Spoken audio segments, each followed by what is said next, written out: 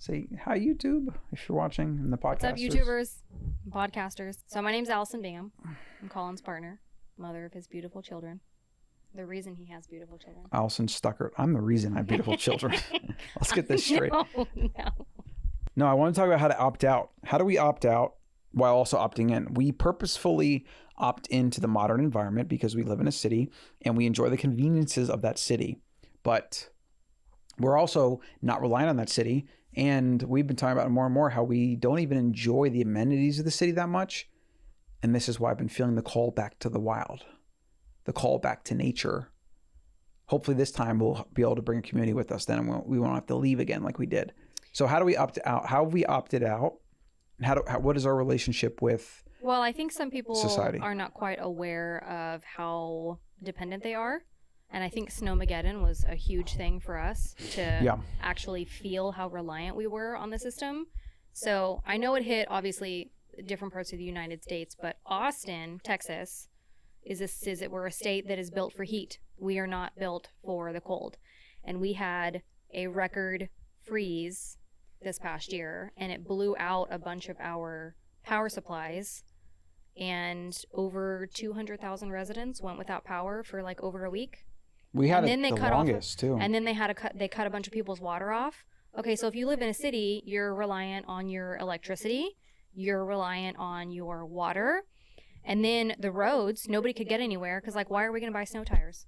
We don't need snow tires. We don't need that shit. So if you don't have four-wheel drive to be able to drive on icy roads or snow, icy roads namely, you can't leave your house to get food. And but they also don't have infrastructure to salt the roads. They have literally nothing. Yeah, in Dallas they do. So they have salt trucks that drive on the bridges. But we don't have that here because it doesn't really get like that here. And if it does, it's usually melted by morning. So we were out without power, and then we had nothing to burn. And so we burned some wooden shelves. We had a wood burning fireplace though. There's a lot of people that don't. So again, because we live in Texas, like, why would you have a fireplace? Our house was like, well, I mean, there's a lot of houses do, but they're probably older houses before we had, as much of a power grid. So people just rely on the power grid. But if the power grid goes out, you're without electricity. And if it gets really cold, now you're potentially without water. And if you can't go to the store because you can't even literally drive on the roads, now you're without everything basically. And if all the stores were shut down anyways, we couldn't even go to Home Depot to buy 2x4s to burn for firewood because they had already been sold out. Mm-hmm. And we're talking like within a couple of days. That was, to me, probably the greatest awakening, is realizing, like, you look around and there's like Home Depots and Lowe's and Costco's and everything. You're like, there must be so many resources. But if you actually think about, I know this because I'm, in business and I understand supply chains, but I've never like looked into actually how much stock a Costco has or a Home Depot. I mean, they don't buy inventory to let it sit. They try to have the minimum amount of inventory. Like, it's very common in all business. You don't want to tie up a bunch of capital in inventory. Of course, it also depends. So it can sell out in literally a couple days. If all of a sudden all the population needs wood, they're going to buy all of it. Well, yeah. I mean, where were we at the other day? Walmart, and you went down that one aisle and had a bunch of starter logs. There was like 40 starter logs, and that's it. Well, and again, that's Walmart. I mean, I think I was surprised just by even a Home Depot. But I'm saying 40 is not that many for people who are like, oh shoot, I need to like burn some stuff, and I can. Well, yeah, that's 40 people in a population. I mean, what do we have here? Like 1 million or something? Like, it's, yeah. So if that, I mean, it's probably the stores. The stores are built to service averages, and when something comes through that is not an average, like a black swan, like this once in 100-year storm, they're going to sell out literally immediately. I mean, even hotels, we were lucky to get one because most of them were sold out. You know what's funny about that? I don't think they ever charged us for that.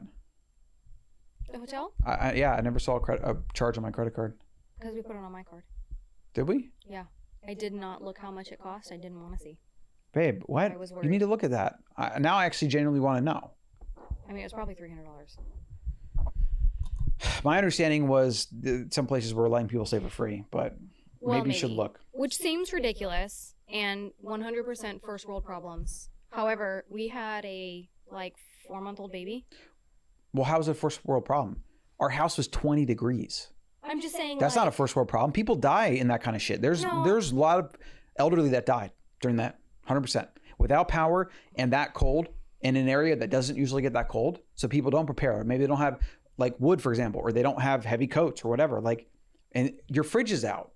Now your food's gone. Most people don't even have like backup food more than a few days in their pantry. So I would say in terms of when the power went out, the time of year was probably the best time of year because we just threw all of our crap in a cooler and stuck it outside. Can you imagine if that had happened for a week in the summertime?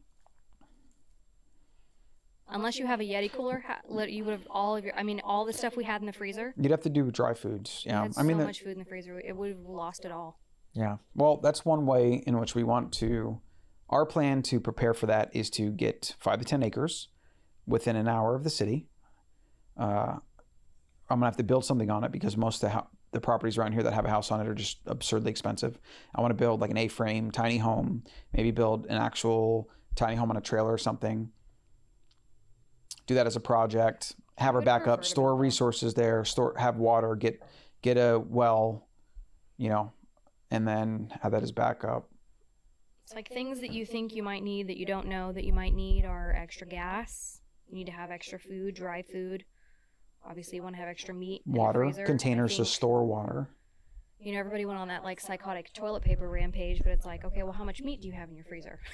You have enough toilet paper. That's just based on pure stupidity. People don't even actually know what actual prep is.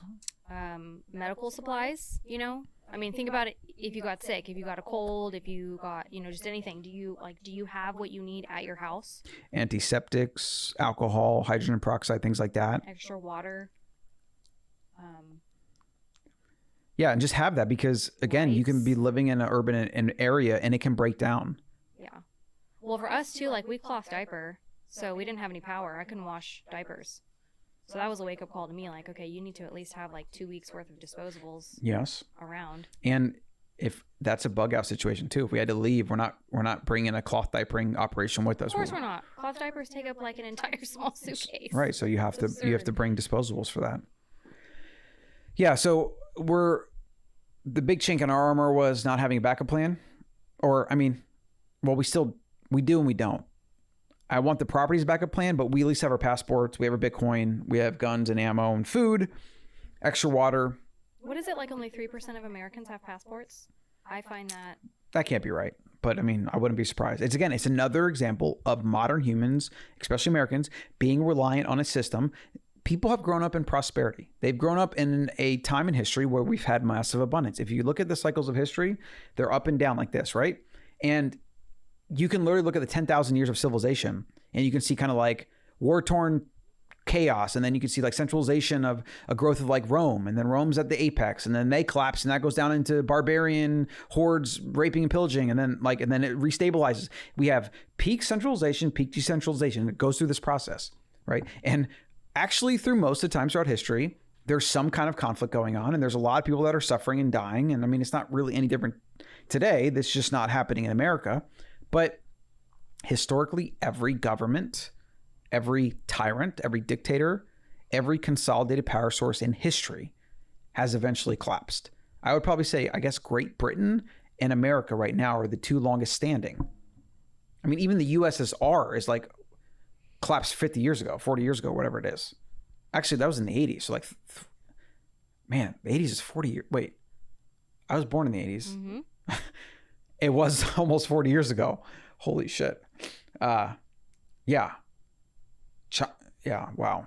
I used to watch some of those like Doomsday Prepper shows, and I was always fascinated and thought a lot of their stuff was kind of crazy. And I feel like a lot of people probably think that it's crazy to like prep like that, but it's not even like, okay, well, where can the government go? It's just like the simple thing of like what happened with us with Snowmageddon. You don't realize how unnerving it is to feel completely out of control. And I think it's different when you have kids. Like when you're you by yourself, it's just so much more convenient. But when you have kids, it's a whole other ballgame. Like you just, like you were trying to wait it out, and you were like, no, we can stay at our place. And I ended up being the one who made the executive decision to go to a hotel. I'm like, there's no way. Like, I night nurse a baby. I have to take off half of my clothes to be able to feed this kid. I got to change his diaper multiple times. It's legit like 10 degrees in our house. Not doing it. But even if you're single, if you can't leave because you're landlocked or the roads are closed, if you can't get emergency services, and if you can't get food, water, power in some combination, I mean, most young, healthy people or reasonably healthy people will be fine or whatever, but things can get bad very quickly. I think the numbers are like, if the whole world would go without power within a week, I saw somebody say this, that there'd be like over 1 billion humans that would die, like within a week. Yeah, it's like it's hard to even fathom how that would happen. But if you think about how interconnected the supply chains are, like shipping, transportation, goods, medicines, hospitals, like everything that we do in modern environment, we rely on power. Power is really the big thing, and that's power is a very big thing. I'm actually I'm very glad we went through stuff with Snowmageddon. I mean, on the one hand, I feel like there were 2 months of my life that were stolen from me because we moved, we were running around like psychos looking for a new place to live. We moved again, you know, and I feel like that was valuable time with Rowan that I feel like I kind of lost. But it made me realize how vulnerable and susceptible we were to just being at the mercy of like other people, you know. I think living in a city your whole life, you learn to get dependent and reliant on that. But it's like those are things that are not guaranteed. I mean, driving, for example, like driving is a quote unquote privilege. What happens if somebody decides that they don't want you to drive because you didn't do something they wanted you to do? You know what I'm saying? Like, well, now you're just stuck. You can't drive on any of their roads. They're already doing it with flying, right? And then they're going to shut down. They're going to shut down traveling. They'll do things like that. There are certain things that you can control. You can control like extra food that you have. You can control if you have extra water. You can buy a little bit of land that you can literally just pop a tent on if you have to. Whatever. Have some extra extension cords. But even I think when you go without power for 9 days and without water, at first it's like you're angry and you're like checking the website and Twitter and like, what are people saying? They're all tweeting at, you know, the Austin City, Austin Electric, right? And you're like, oh, good, people are on it. It'll, you know, they'll get it back to it soon. And the next day goes by. And you're like, well, you know, a day's gone by now. They're really getting back to this. And every single day you get a little bit further away from that narrative. And then like 9 days go by and you're like, that wake up call at some point in that process, you're like, oh, wait, they're not going to do what I think they're going to do.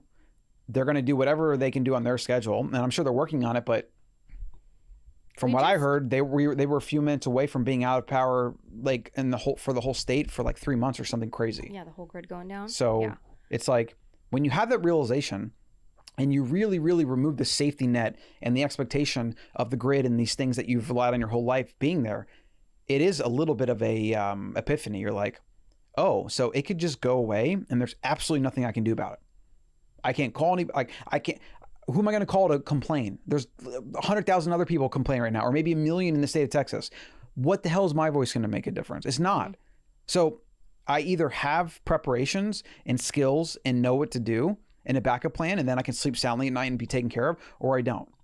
And for me, as somebody who doesn't trust government, never did, never will, and I probably was more mad at myself than anything. It's like I shouldn't be surprised that this thing broke down. I mean, society's fragile. I've known this, but seeing it firsthand, feeling it from that perspective, and then having kids in it too was really massive. Where we need to get property now, ASAP. Actually, the lack of firewood was really like the big thing that annoyed me, because I'm like, okay, we could cook food, we could be warm-ish. We need so much firewood though. We would have been burnt. We would have gone through a freaking stockpile. It doesn't matter. We at least would have had something. Colin was literally trying to like chop up IKEA. I wasn't trying. We did. We burned at least 4 shelves of those wooden unfinished IKEA shelves.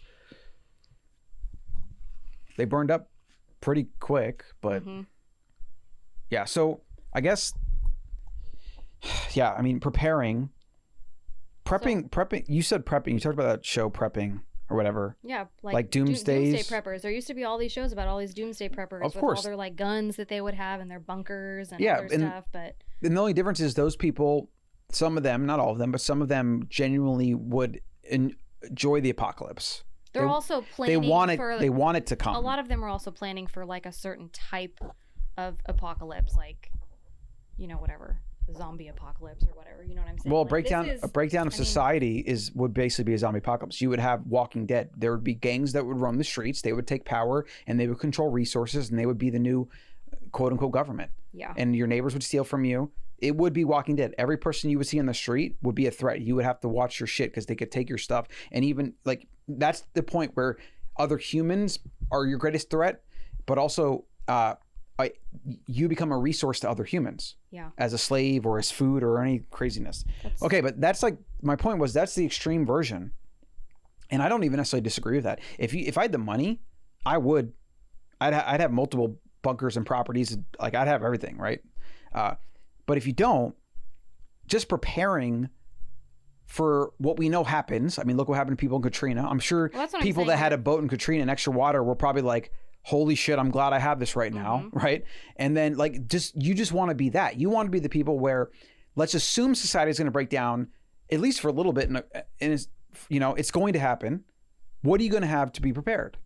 Well, I think that's the thing is that we've had enough like disasters in this country over the last however many decades where the government hasn't showed up, or they showed up way late, or they never came, and like all these people died. I mean, fortunately, I actually think there were a couple of drownings. I think a couple kids drowned because the water got turned off, and so people had filled up their bathtubs. And then, like, I'm pretty sure there was like a toddler in Round Rock.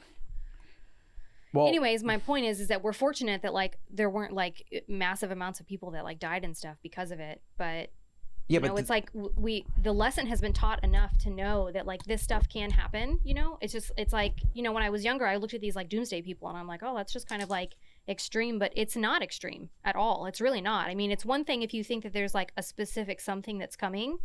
It's another thing if you're just like, look, I'm gonna have food, I'm gonna have water, I'm gonna have shelter, I'm gonna have something that'll keep me warm or keep me cool. I'm gonna have medical supplies if I need it. I'm gonna have like knowledge in my brain to take care of certain things. I think that's a big thing too. Certain books that you might need, it's like, I don't know, if we lost power and like everybody's phones died, you didn't have access to like the internet. Are you going to know how to take care of yourself if somebody gets sick? Most people will not. Do you know what I'm saying? So it's like have some books on hand or know it in your head, keep a record of stuff. So it's little things like that I just think we really take for granted. And I'm honestly really glad Snowmageddon happened because. Yeah, well, that was one. I mean, that was a storm across the country, but I think Texas got hit the most. Then you had Katrina, which was New Orleans, right? Mm-hmm. What if that was nationwide? They couldn't even get to fucking New Orleans it took a week to get to like the Thunderdome or Superdome or whatever that it was, and people were just sitting there, like some people were just sitting on top of houses where everything around them is flooded. So what happens when power goes out over the whole nation and there's maybe a cyber attack on some of these older power grids? Hackers have already been going after electric companies. They've already been wargaming this. So if you think the government's inept with like one disaster or scenario, what about a global or a what would be national? Yeah. So, I mean, yeah, the point is like this is not conspiracy stuff. This is not sensationalist doomsday prepping stuff. This is just 101. I mean, earlier this year, we were without power for the longest, I think, out of any area in Austin. That's why they're actually building a power grid by our neighborhood, because they saw that area was susceptible for whatever reason. Southeast is the worst. And then the house flooded. And I came home and middle of the night, the house flooded, and that was a freaking fiasco. But it's like, that happened. It literally happened 6 months ago, mm-hmm. right? Even when I talk about it, I kind of feel like it didn't happen or something. But it actually happened, and worse things have happened in America in the past few years. Worse things have happened in the history of this country. We had a civil war. We had a revolutionary war. We had 2 freaking world wars. I guess my point is, your faulty human brain, all of our faulty human brains have recency bias amongst, all the other biases, and we forget, and we think, it won't happen again, or it won't happen to me, or whatever. And then it does. It won't happen to me mentality. Yes. And that's the other thing. That's the turkey problem that I talk about. It's like everybody looks at disasters that befall others, mm-hmm. and they're like, oh, yeah, that sucks, but, I'm good. And then when they're the one staring death in the face or falling this or got, I don't know, somebody stabbing them or shooting them, whatever, they're like, oh, wow, it did happen to me. But guess what? I'm now the turkey. And the turkey is basically, the analogy is the turkey believes the farmer loves it because the farmer feeds the turkey. And then Thanksgiving comes around. And the turkey's like, oh, now I see what's going on. You've been feeding me because you're feeding me to fatten me up to kill me. You don't love me, blah, blah, blah. I think of preparation the same way. I don't ever want to be the turkey where I thought, oh, yeah, it's safe. It won't happen to me. It's fine, whatever. And then bam, when it's too late, and I'm like, I wish I would have thought about this. I can't. Yeah. And that is the default for 99% of humanity, especially Americans. I mean, it's probably even more so for Americans because, like, at least in other countries, people have kind of skills. Like, they build shit and they, like, tend animals and grow crops. Most Americans don't know how to do anything except consume content and spend money, right, that they made by, like, sitting at a desk. Yeah. It's kind of sad. So I guess, I mean, that's prep, and you should do that. And we'll cover more on that. But we didn't really cover before, like, to wrap up, we should cover how to opt out now. That's like the big theme. Let's just go through the things that we don't do and or the things that we do that are alternative. So let's say food. How are we opted out of our food? You go, then I'll go back and forth. You do one thing, I'll do one thing, etc. Well, most of our food comes from farmers, local farmers. Okay, so small local farmer delivery. We're buying as little from grocery stores as possible. We buy from grocery stores because it's mostly convenience, but it's not actually what we need. If grocery stores went away, our supply chains would be fine. Okay, we hardly eat at restaurants anymore. Yeah, we never eat at restaurants anymore because we're super anti-seed oils. Yeah, but it's also the one thing in 2020 it's like one of the primary benefits for 2020 for me was getting out of that habit of just like, it's so easy. And I got an office that has a kitchen, and for me it's been a game changer just keeping easy proteins here. I just cook it up like before this podcast, and I don't have to like go to Chipotle, or I don't have to go here, or I don't have to, I don't have to have that self-conflict of like, oh, this sounds good, I'll eat it, and then feel guilty afterwards. I just literally cut it out as much as possible. How about health? Well, I've been stocking up on homeopathy stuff for us and trying to learn that because it's. Well, first, yeah, but so first. Like, what do you mean health? Like in okay, we're talking about how have we opted out? Well, we don't see doctors or anything like that. Okay. Like we. What big pharma products do we consume? None. Where do we even care what a doctor has to say? I mean, if we see a practitioner, it's usually about finding somebody that's very specific, that's holistically minded, and for a very specific reason, and then only after we've already done our own research and we're like, okay, now we want to test for this. I want to like, I want to check this, check that, etc. We also typically don't want to do that stuff long term. That's for finding long-term solutions. Long-term solutions? Yeah. What do you mean? You mean short-term solutions?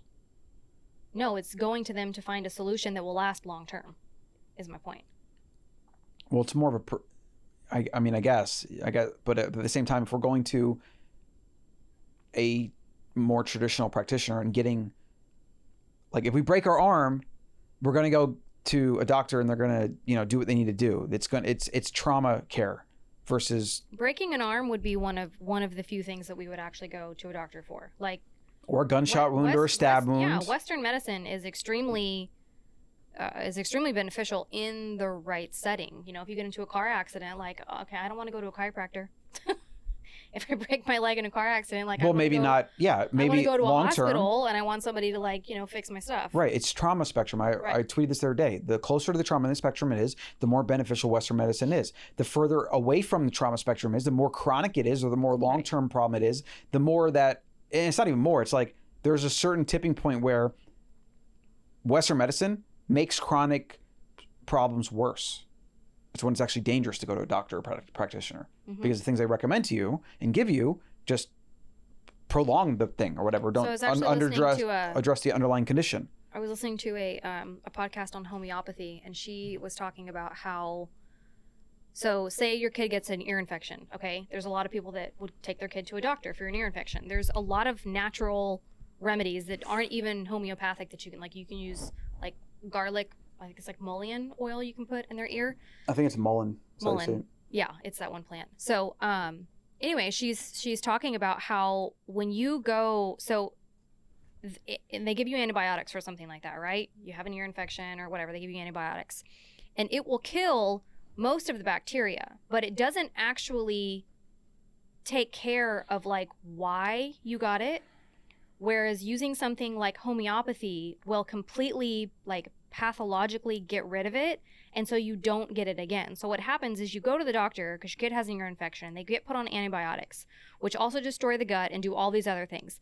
The likelihood that that baby is going to get another ear infection has multiplied now because you've weakened their immune system by giving them drugs. It's dangerous. And then it doesn't actually, so it's, I'm like, antibiotics are the most overprescribed thing there is, and they're actually prescribed when I think, I don't know the number, the statistic, but antibiotics are prescribed most of the time for things that they shouldn't be prescribed for. That's how bad it is. But anyways, opting out though, like. So we don't go to the doctor. We supplement. We do our own testing, hair testing. We exercise. We get sunlight. We sleep. We move our bodies. I mean, our nutrition. We heal through food, and rest and sleep. We let nature take its course. I mean, when you do that, you just don't need Western medicine. And I think you actually actively shouldn't pursue it. I think there's also a societal disservice thing that has happened over the years where people, if you do happen to get something that's acute, if you have a cough, if you have an ear infection, if you have a sore throat, if you have something, it's people have been trained to not investigate their own stuff or to not have any sort of knowledge of how to cure themselves, what to take, what to do, anything like that, that they go look for a doctor immediately. They go look for help right away. Yeah, or I mean... And I think that's part of it, is or they just want a quick fix, some combination. Yeah. But I think there's like a where's the profit motive? Where's the profit motive in saying, let it wait? I mean, there was actually a tweet yesterday by, I think it was a Bitcoiner, and he was saying, should I take ivermectin, whatever it is, for COVID? And then like people were saying like, yeah, I took it, it was fine. And I'm thinking to myself, or I actually tweeted, I was like, why take anything? Like, we're talking about something that most people don't even realize they have it, that is a massive, quote unquote survival rate. Even the idea of survival rate, I think is actually really stupid. It's kind of like before 2020, nobody talked about getting the flu and then talked about whether there was a survival rate. You just got the fucking flu, right? Even though the flu has technically a higher or a lower survival rate than this thing that everyone's so afraid of. Mm-hmm. So the idea that you just let your body do its thing, let your immune system do its thing, it's the same thing applied to even like vaccines. It's like, oh, we can't let a kid get chickenpox, even though we know that chickenpox makes their immune system stronger. They go through a process, whatever.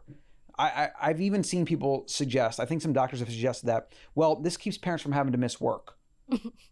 That's part of their justification for the chickenpox vaccine. I saw a post today that was about circumcision, and it was this conversation between these two people. It was like screenshots of texts, and the first person's like, I'm going to circumcise my son because I don't want him to get made fun of in the locker room.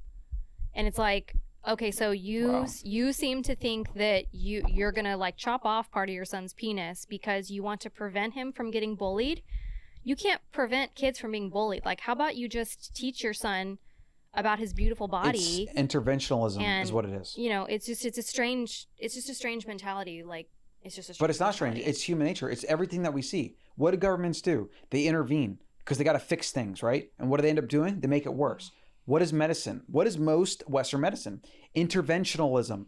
I need to intervene and do something. I need to give you antibiotics. Now, again, this makes sense. It's a combination of many factors. It's not just one big conspiracy. But Big Pharma makes money by prescribing. Doctors make money by operating and doing and running tests and doing all this bullshit, right? How would doctors make money if they said, oh, just go home, drink some water, and rest for a week? You'll be fine. Even though literally most of the time, that's the answer.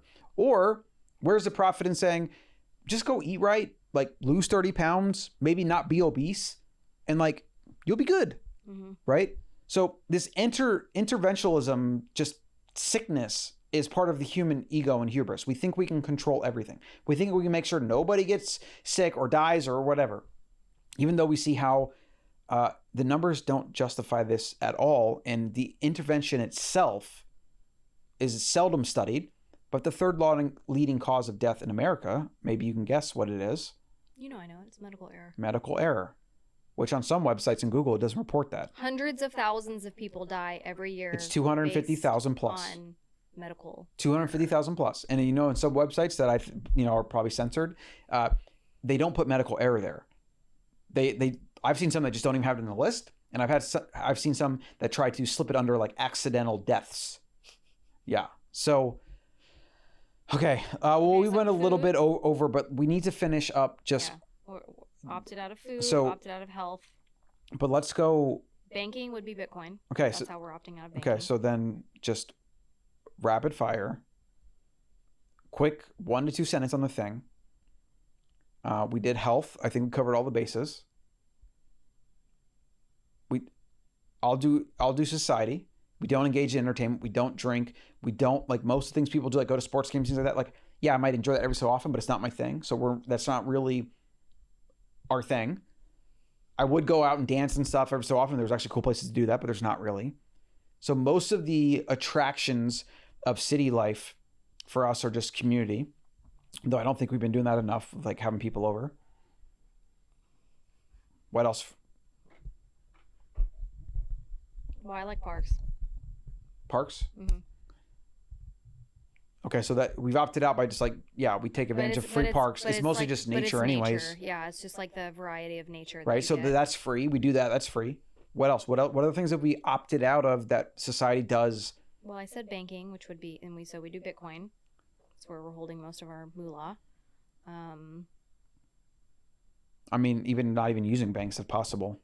Like using the Fold card and using some of these crypto banks and some of these newer offerings, so you don't even have to use the bank. I only have the bank because I need it to pay my rent, and I need to pay my office rent. Like if I didn't have to pay those things through that way, actually, is there a way I could even get rid of that? I mean, the second I can not ever have another Bank of America or Wells Fargo or Chase, or whatever. Right now, all I have is Wells because I've just been there for so long.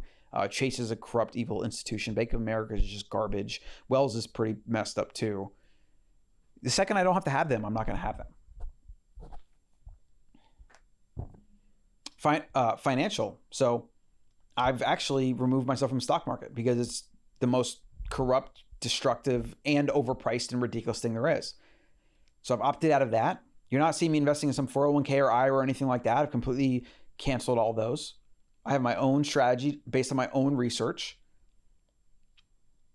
We do buy real estate. We do, even though like in some ways there are jurisdictional risks to that, but we do live in Texas, so I think we're kind of protected there. I would not buy real estate anywhere else in America except maybe Florida, and that's only because the governor has shown he's willing to stand up. Texas and Florida governors. Is that everything? That I can think of right now. Jobs. Oh yeah. I work for myself. Entrepreneurship. I can go anywhere in the world and I can work. And I'm not relying on some corporate overlord telling me I got to get a shot or whatever. Oh, there's schooling. We're going to homeschool kids. Kids. Not going to school. Out of the school system. Probably do a complete no schooling, our own strategy, and having kids build things and create things. We should probably do like a separate podcast just on. Yeah, well, Nikki, I just talked to, was interested in that. The school system is because. Well, and what the options are. I think a lot of people are seeing that. I saw today that some school district, some state or like major area completely opted out of the national school thing. And apparently more and more states are doing that. And I think it has something to do with the vaccine stuff. So that's good. We see that happening more. So not schooling, not relying on some corporate whatever that has to play by government's rules, can do whatever I want, control our destiny that way. You can work anywhere in the world. We can go anywhere in the world. We have our passports. We have resources for the time being in the case of a like traumatic emergency situation, of which we could then leave Texas or ride it out or whatever, depending on what happens. We don't really partake in the entertainment that much. Is there anything else? I don't know. If there is, I'm not thinking of it. We're not entertainment. I mean, what do people? I literally would never have to go to another retail shop again for the rest of my life, and I'd be fine. And I do benefit and take advantage of Amazon. I do like Amazon as a product, as a service. It's an amazing. What they provide is amazing, and it's not always convenient and friendly that's what technology is, though. That's what the free market is. You have to be willing to have companies like Amazon come in and innovate and raise the standard for everyone. That's what innovation is. It's technological destruction. And so, yes, some businesses that were resting on their laurels and weren't innovating, they will get left behind. But that's the free market. So I have no issue with that whatsoever. I get a lot of our stuff off Marketplace. You have time to do that. That's like matters more to you. There's benefit though. That's a form of decentralized supply chain. That's what I'm talking about. Like, so it's kind of opting out of stores. Like, I go to Marketplace first to look for stuff. Like, I'm trying to get the kids' toys. You want to know what that is? That's actually a gray market. So agorism is what I've been studying lately. Oh, this turn off? Okay. Samuel Konkin, whose work needs a resurgence, and I'm hoping to maybe be a part of that. But he believed that the way to starve the state and to actually build a better world was through gray and black markets. It basically means a market that is not, part of the system. So a white market is something where everything's tracked, regulated, taxed, controlled, whatever. A gray market is when you hire a babysitter and pay her cash. Mm-hmm. Black market is obviously when you do something illegal like drugs or whatever. And what most people don't realize is if you had to guess, what do you think the biggest market in the world is?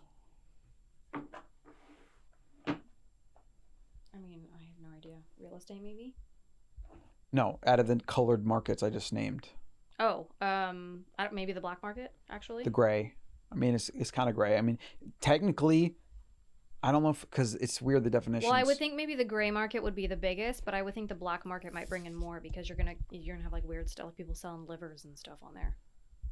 No, the gray market is way bigger. I mean, if you just think about it, every time somebody pays a kid to mow a lawn, you're not gonna go to jail for that.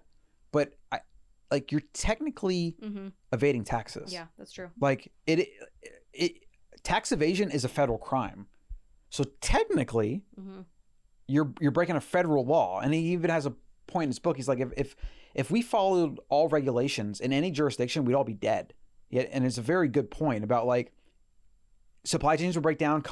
You wouldn't be able to have commerce. Everything would basically just fail to exist. There's if you raise your price, you can get prosecuted for monopoly bullshit. If you lower your price, you're not being, it's anti-competitive, right? There's all these things where you literally can't even run a business without breaking the law. It just depends on whether they decide to come after you. And that's actually in America that we have that. It's kind of insane, actually. So it's weird. It's the only reason the free market works is because government can only prosecute so much, and they just kind of this is what's crazy about it. The government could basically come after all of us for anything because we're all breaking laws all the time. We don't even know it half the time. And that's why you never want to be on the radar. If they choose to come after you, they will come after you. Right? So and that's another thing. It's identity and privacy. That's the final way to protect yourself, and something we all are getting worse at because technology is becoming more invasive in our lives. So I don't know. That's probably the final frontier that we got to figure out. Hopefully these new decentralized protocols will help with that. But that's a good place to wrap up. 52 minutes. You have any final thoughts or calls to action? Oh, gotta massage his arm. You didn't do it last night. If you are not prepared at all, I would probably look up natural disasters around the world over the last 2 decades. And just see how many there are and what happened to people. Because I think if you just know a little bit more of the history, you're probably a lot more likely to stop sitting on your ass. Because, I mean, seriously, we have friends who didn't lose power, they didn't lose water, they didn't anything. And I have asked them, do you have any extra food? Did you, do whatever? No, they have nothing. No, I don't have anything. And I'm just are you serious? Let me give you an example. You knew we had no power. Right. We had a newborn baby. We had all this stuff. You live 10 minutes away from me. How are you not moderately prepared? Well, Logan lives in a high-rise downtown Austin. He doesn't even have enough food for a day. No, this is what I was going to say. He ran out of power, but he just went and stayed with some friends or whatever. Mm-hmm. He probably has less than maybe 2 days of food in his fridge at all times. And his pantry, he has nothing. He literally has random keto products people get him for free, and maybe a chocolate bar every so often. When I opened his fridge, he has literally did not nothing. Have any food in his fridge at all. I know, and usually it's alcohol that people bring and he doesn't drink, and then he because I think he literally buys. his meat like every day as an excuse to go to the grocery store. He has that's nothing. What he said. He says, I go to Whole Foods. And I know, buy but my like, food. okay, if Whole Foods is closed and you can't drive anywhere, you're talking within a few days. If like, let's just say everybody goes on the street and it all breaks down. So then people exit their cars. You've seen it in the movies where there's a car on every road. How are you going to get anywhere? And then all the stores are closed. Everybody around you maybe like is basically living off the food in their pantry. Well, so what you're now susceptible to just hoping somebody near you will like sell you something. So what actually did happen to the grocery stores is trucks couldn't get to the grocery stores here. So that's why grocery stores were out of a lot of food. Yeah, and what do you think New York is? Yeah. What happens if the bridges in New York shut down? You have 7 million people or whatever it is, 6 million. I mean, God, how do they even fit that many people? That's insane. You have 7 million people on an island that's relying on like 4 bridges. Yeah. I mean, there's actually a book I read. It's a fiction book. God, I gotta think of the name of it, but it's like winter. No, I don't know what it is. There's a major winter storm, and then there's a major power outage. There's no communications. They don't hear anything from the government. They have no idea what's going on. And then very quickly, within like a span of like 7 days, everybody is trying to survive. And they're building. They're like boarding up because some people came with guns trying to get their stuff. They're no power, electricity. They're trying to like salvage battery to like charge different phones. And then like, I mean, it's crazy. Like within 7 days, you have a survival situation. And again, the cold exacerbates this a lot, but if it was hot and you have food, then it's just another problem. It's a different version of it. So, well, hopefully y'all prepare and do something. Get a bunch of food, go to Costco, you put it, stock up, get some 5-gallon HDPE plastic containers, label it, sealed up. If money is an issue, just spend like $40 extra every time you go to the grocery store, or $20 extra. Just get something extra every time you go. Well, money shouldn't, yeah, but also at the same time, like, what are you spending your money on? Entertainment, other things, short dopamine responses. Like, if you can't invest a few $100s for calories that could literally be the difference between surviving and not surviving, or not even just not surviving, but not having to be reliant on someone else. That for me is the thing I can't stand the most. When I feel like I have no control over a situation and I don't really have a place to go and I got to start asking for help, I don't like that at all. So yeah, prepare, water, fill up some jugs, food, and Bitcoin, and passports, and guns and ammo. And gasoline. Gas. Yes, gas. Okay, that's it. Get on the Better Human newsletter over at thebetterhuman.co. And we'll see you next one.